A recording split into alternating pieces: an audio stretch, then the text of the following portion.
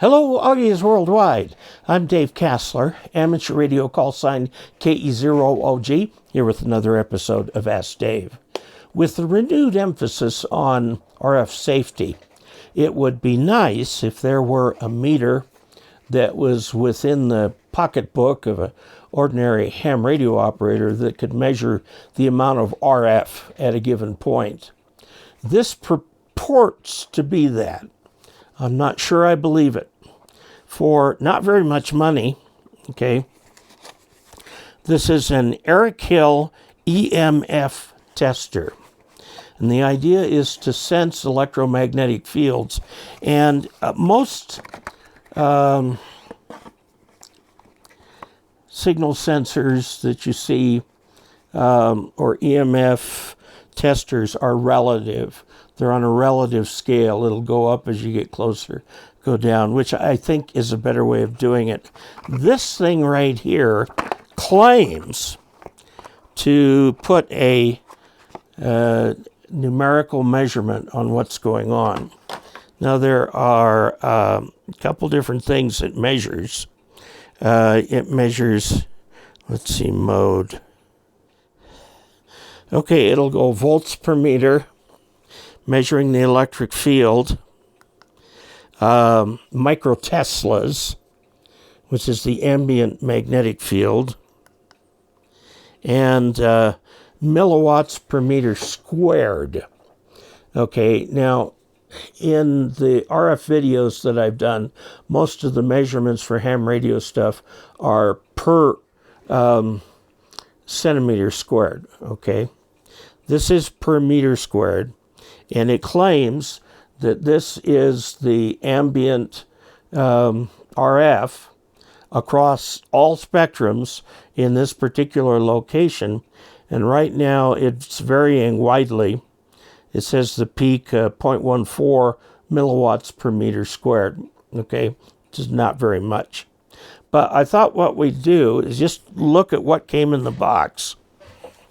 Now, before we jump into looking at this thing with the overhead camera, I'd like to pay a special thank you to Galen Eggers, my newest patron, on patreon.com.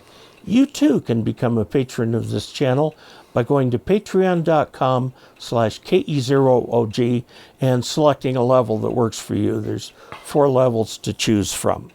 So let's take a look at this thing now. Okay, so what comes in the box is not much. We have a user's manual that's written in a bunch of different languages.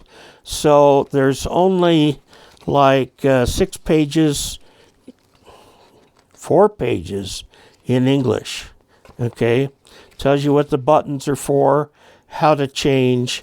There's a graphical user interface of some kind. Okay, this is for powering only, as far as I can tell. For this thing, it just charges the battery. Okay, so let's take a look at this thing now. If you change mode, volts per meter, okay, that would be the electric field. This is microteslas. Now, it doesn't say per meter. The magnetic field would normally be measured in amps per meter, okay. Now, this is the milliwatt per meter squared of all the RF around. Now, I note as I put it next to my cell phone, it got up pretty high as we got it near the cell phone. Now, I'm going to put this here. This is measuring kind of the ambient electrical radiation in the house. It goes up and down. It's minimal. Now, I'm going to take this handheld here, and I'm going to go down to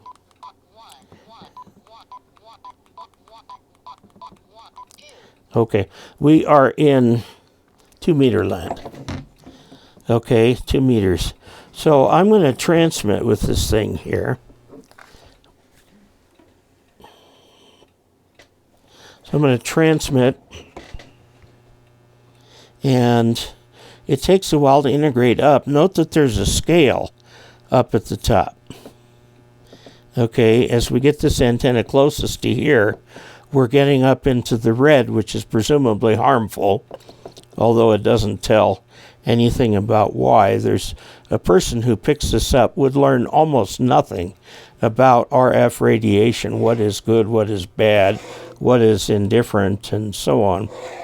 So it looks like the vertical is getting this thing up quite a bit. I'm getting really close here. Okay. By the way, I would note that this has got to be measuring near field somehow. Okay, because we're in the near field of this thing. To be out of the near field, we would need to be out over here. Look how much just moving the radiator a little bit makes in the reading right there. Okay, this is why it's a good idea actually to use the little supplied extra microphone for this if you want to use this near your head. You get down here not very far away and you're in good shape. Okay. So the question is, how accurate is this? The answer, I have no idea.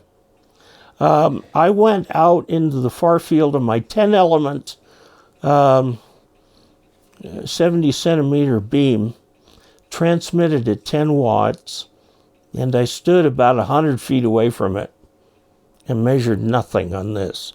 Nothing at all.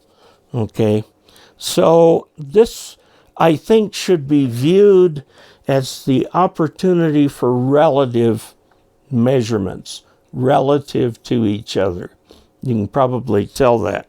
So you see, as I move this from being right here, it takes a little while to integrate. This goes up pretty high, eventually turns red, but as you get away from it, it doesn't take much separation to make it go down. So do I recommend this meter? It's an ErickHill ER02. ErickHill ER02. An Augie put me onto it. Okay. And I would say yes for relative measurements. Okay. I would not trust the scale on this to be absolute.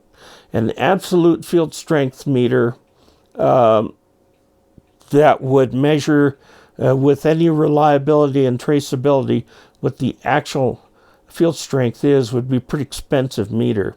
This thing purports to do that. It offers nothing in the way of traceability to international standards or stuff like that.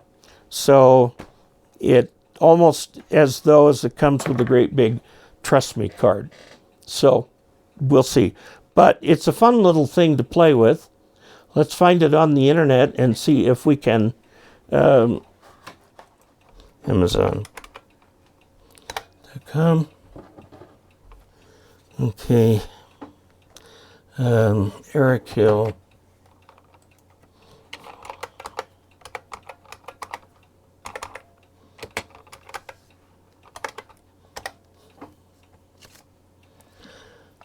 ErickHill EMF meter, is this the right one? No, it's a different one. It's this one right here. Okay, and let's see what the price options are. It says $80. Okay, and it shows all the different things that the thing can presumably do. Okay, it says precise measurement. I do not know how they calibrate this thing, and so therefore I don't trust the absolute calibration on the thing. Being a test instrument for something that's so controversial as radio fields, it should have something that says that it's traceable to a laboratory or something like that. So the bottom line is, if you've got the $80 to spend and want to play with it, it's a cool little toy. I would treat the measurements as relative, okay, rather than absolute, because I don't see this thing as having any kind of antenna. I don't know what the antenna is in there. The antenna, of course, is partial to RF that has a half wave length that's comparable to the antenna. So there you have it for $80. Now, I've noted for the Nano VNA, it's a tremendous breakthrough in price. Same with the tiny essays or tiny spectrum analyzer. Okay, and this one falls in that same price class, and though it's a lot lighter, and I really have nothing to compare this to. So if you want something that might be good for comparative measurements, get something like this and play with it. I would treat it as a toy, okay, not as a serious test instrument. So there you have it. That's my opinion of it. If you have a different opinion, please go ahead and put that in the comments. And if you would like to help support this channel financially so I can buy more things like this, I bought and paid for this, as I did with the tiny spectrum analyzer and the Nano VNA for that matter, go to dcastler.com/support. Pick a way that works for you. I'm suggesting Patreon these days. And remember to subscribe and click like. The subscribes really help. They tell YouTube that this is a channel worth promoting. So until we next meet, 73.